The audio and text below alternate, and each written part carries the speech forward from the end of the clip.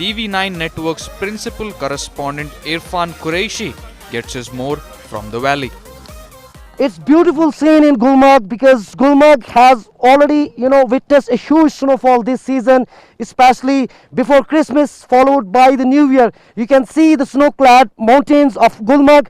Huge tourists from across the country have already arrived to this beautiful place to celebrate their New Year. In fact, the tourism department has organized several cultural, musical and other adventurous activities to attract more tourists to this place. You can see the folk events are going on amid snow cycling and other adventurous seeking activities in the Gulmarg. A huge number of local visitors have also arrived to this place. Tourism department has made same arrangements in other hill resorts like Pahalgam and Sonmarg.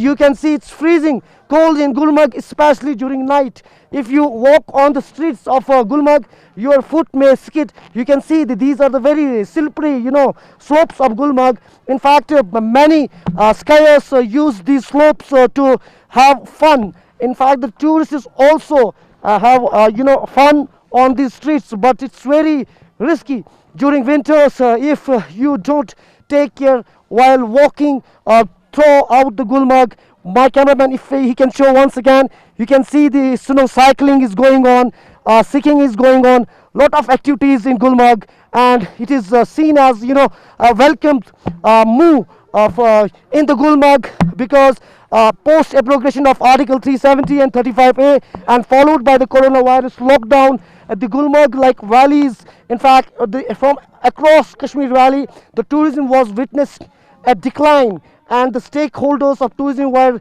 in the grim picture. Now with the revival of tourism in snow-clad valleys like Gulmarg, Pahalgam and Sonmarg, people expect that good days are coming to Kashmir with the New Year. Camera person Said Murtaza, Irfan Qureshi.